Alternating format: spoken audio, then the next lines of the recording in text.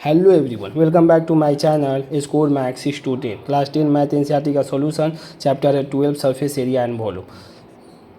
Exercise है 12.1। Afternoon में मेरा अपलोडिंग टाइम है 12 PM to 1 PM। Question number third, a toy is in the form of a cone.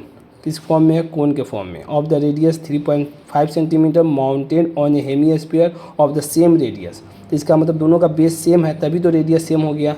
The total height of the toy is 15.5 centimetre. Find the total surface area of the toy. Pi का value 22/7। तो इससे पहले वाला question हम उतने बेहतर तरीके से नहीं बता पाए, मतलब उतने अच्छे से, और इसको देखिए पार्ट बाई पार्ट तोड़ के अच्छे से बता दें। कहीं ये चैप्टर थोड़ा सा तो टफ है, इसको थोड़ा सा समझना बहुत जरूरी है।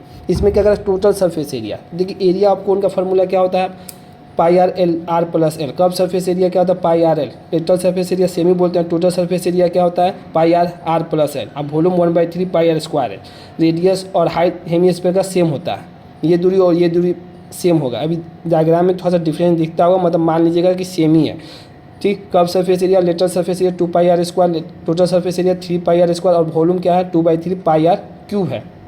पहले समझते हैं कोन। देखिए ये मेरे पास कोन है, कोन दिख रहा है आपको? यही कोन है। देखिए यही कोन का क्या होता है? यही स्लैंट हाइट होता है। ये वाला स्लैंट हाइट होगा, इस सर्कल का क्या होगा? नीचे वाला रेडियस होगा। ये सर्कुलर फॉर्म में है। ये जो ऊपर वाला जो हाइट देखा है, यही स्लैंट हाइट है, जिसका फॉर्मूला होता है, क्योंकि ये 90 डिग्री होता है ना। तो बताए थे आपको पाइथागोरस थ्योरम, ट्रिग्नोमेट्री जो बच्चे पढ़े होंगे, कि उसका क्या होता है? रेडियस का स्क्वायर प्लस हाइट का स्क्वायर। ठीक, तो एल हो जाएगा यही स्लैंट हाइट, इसमें सबसे इंपॉर्टेंट है।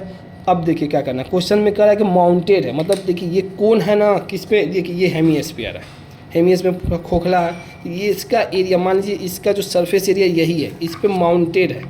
माउंटेड मतलब इसी पे सेम, इसी आकार पे है, मतलब तभी तो रेडियस सेम हुआ है। इसका बेस और इसका बेस दोनों सेम है, तभी तो माउंटेड हुआ है। मान इसके ऊपर वो कोन है जो आपको हम दिखाए हुए थे, ये कि दोनों का ये सेम है, इसका मतलब दोनों का रेडियस सेम हो गया, दोनों का रेडियस सेम हो गया। तब कह रहा है कि कुछ बच्चे का दिमाग में है सर कि टोटल सरफेस एरिया क्यों नहीं ले रहे हैं? फार्मूला में तो टोटल सरफेस पूछा, टोटल सरफेस एरिया। तो टोटल सरफेस एरिया का formula pi r, r plus l है, और total surface area 3 pi r square है। देखिए आगे बताएंगे सोल्यूशन, तो इसमें आपको डाउट होगा, अभी समझा देते हैं।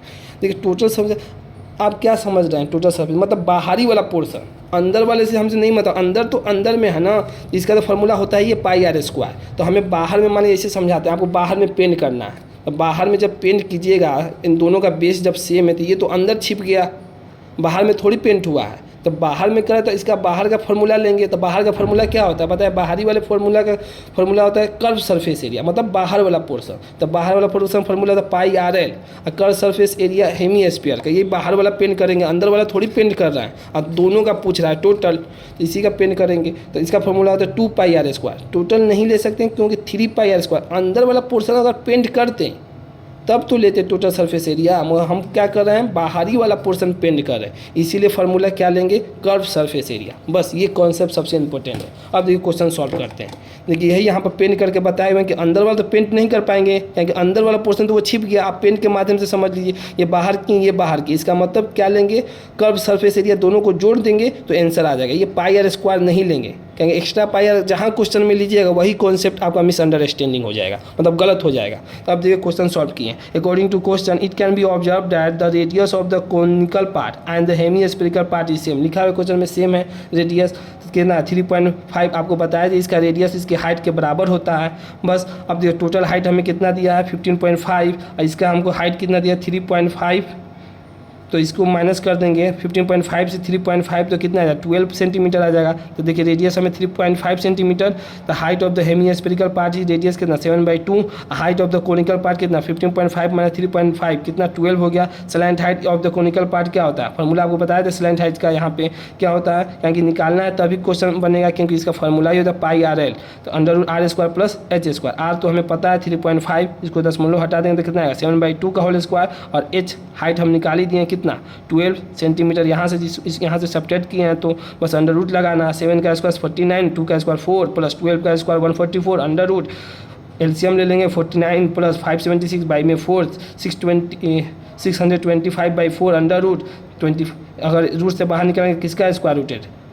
25 का और 2 का। हमें स्लैंट हाइट मिल गया, बस अब दोनों को ऐड कर देंगे, इसका कर्व सरफेस एरिया और इसका कर्व सरफेस एरिया। तो क्या होता है फार्मूला? इसीलिए टोटल नहीं, यही समझाने के। इसका curve surface area of cone pi r l plus कर देंगे curve surface area of hemisphere, क्या होगा 2 पाई आर स्क्वायर। बस आपका आंसर आ गया। आगे पेज पे बताते हैं।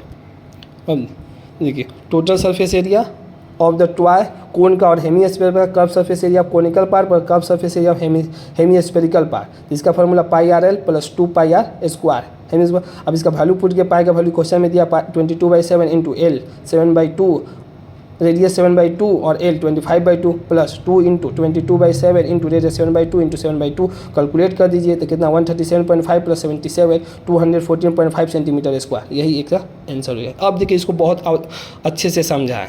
अगर वीडियो पसंद आई हो तो इसे लाइक करें, अपने दोस्तों के साथ शेयर करें, चैनल को सब्सक्राइब भी करें। Thank you so much.